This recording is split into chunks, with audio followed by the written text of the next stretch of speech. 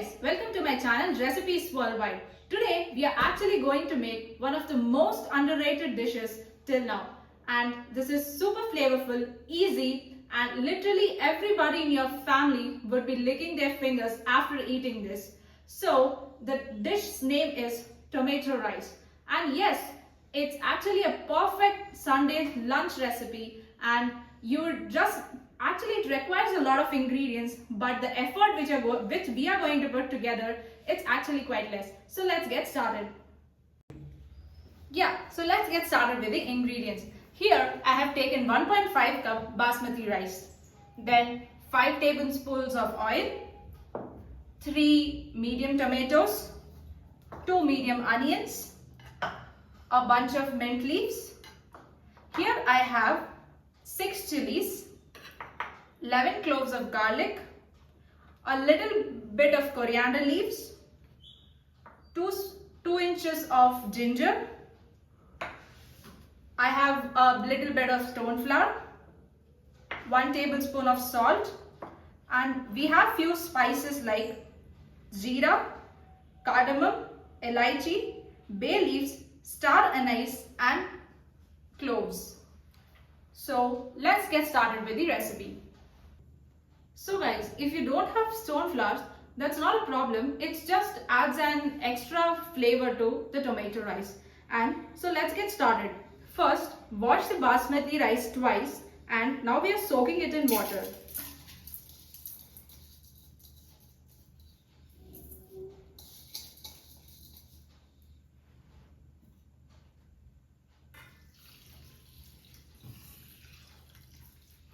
Don't miss this step, because if you don't soak the rice, you won't get that fluffy texture in the rice, and it would feel like as if you're eating a fried rice. So, till the rice is getting soaked, I've chopped all the tomato into bigger dices.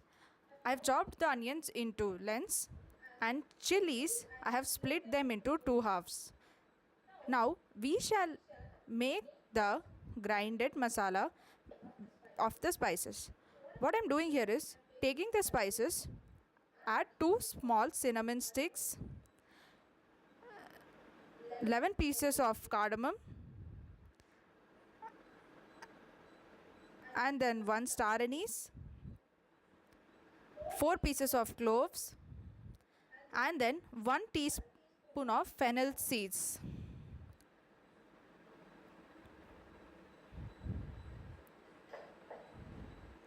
Add little bit of water, not too much. If you add too much water, you will have a very watery texture. That's not good for tomato rice. So I'm just adding little bit of water. Also add stone flour into this. If you don't have this, it's not an issue. Your taste will almost be the same, apart from a slight difference.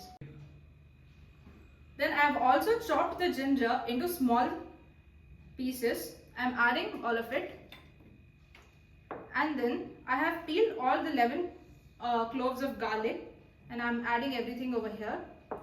So let's grind it now. So I'm here grinding all the spices which I have put.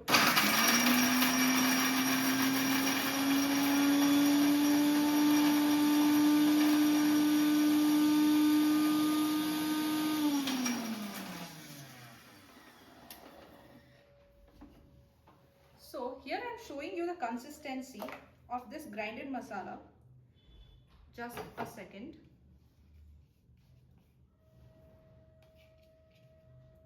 So it should look something like this, like not so watery and not so dry.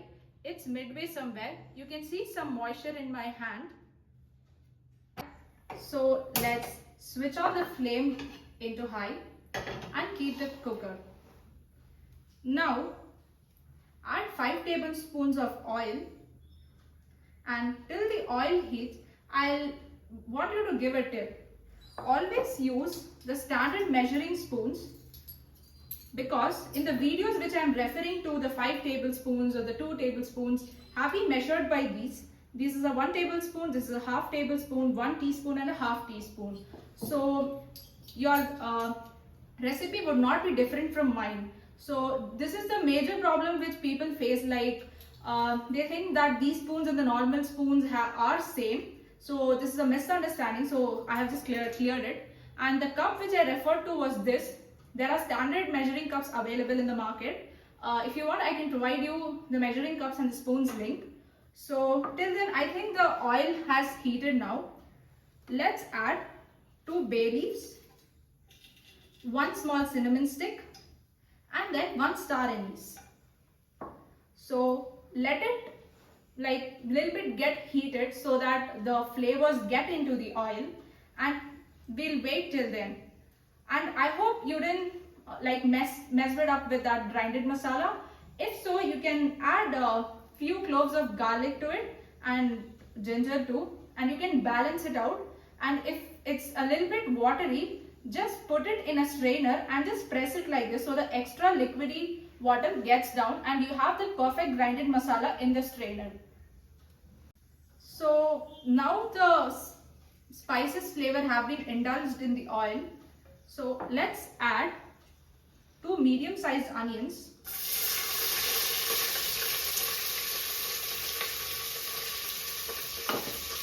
Mix everything well. Wait until the onions turn into a brownish color, because if you keep the onions in a transparent or a pinkish way and you just add the tomatoes, the onions will not further cook and it will not taste well when you have the tomato rice. So let's wait for the onions to turn brownish in color. So let's check if the onions have turned brownish. Oh, it's really a nice aroma of the caramelized onions. Now medium the flame and let's add tomatoes.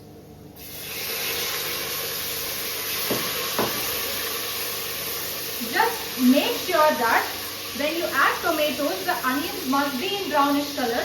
Otherwise, in most of the cases, the tomatoes stop the cooking of the onions and the onions stay raw. Now, let's add a bunch of mint leaves.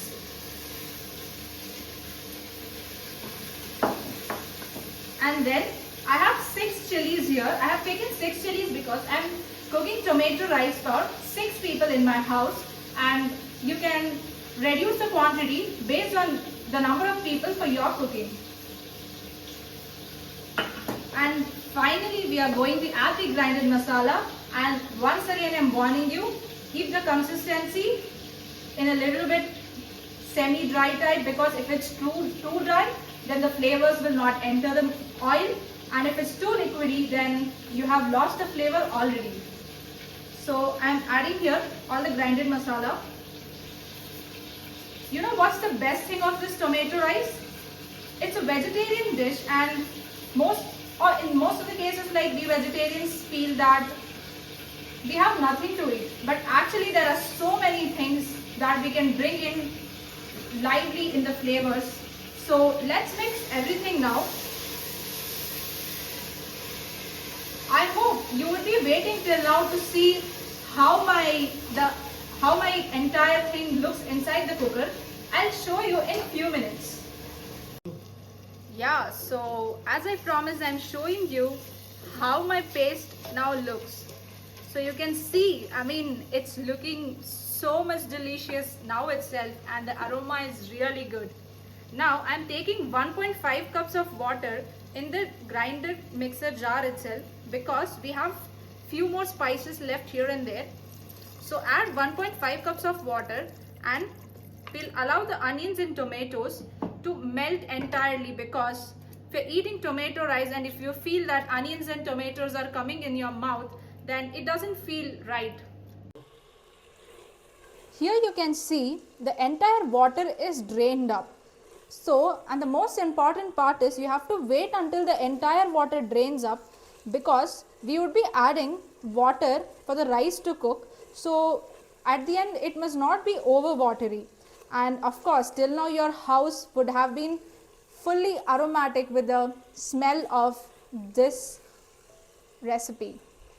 So now it's time to add salt. I am adding here 1 tablespoon of salt for 5 people. You can add salt according to your taste. And then add some chopped coriander leaves. It's not mandatory, but you can add it if you want. Now we are adding 3 cups of water for 1.5 cups of basmati rice.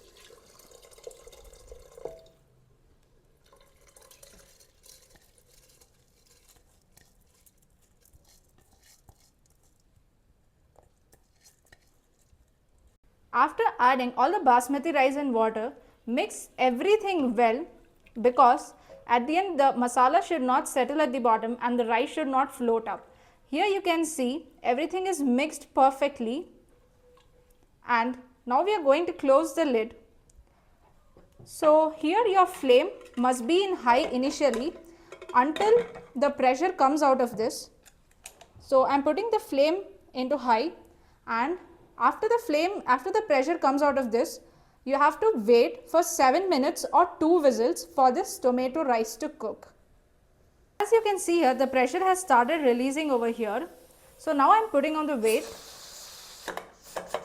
Now after putting on the weight, I am changing the flame to medium,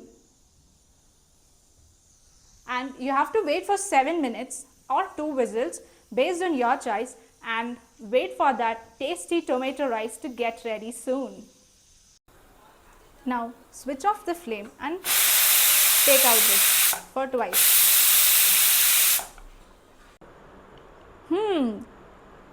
It looks so tasty and yummy, and the smell is really aromatic. Let me try it for you. Just tasty. Oh my god, it's really a very good recipe for Sunday brunch. You can pair it with some crispy papad. Either you can make raita or you can make pudina and coconut chutney. The recipe I'll put it down in the description for this chutney. I hope you enjoyed. Like, share and subscribe. Recipes Worldwide. Thank you.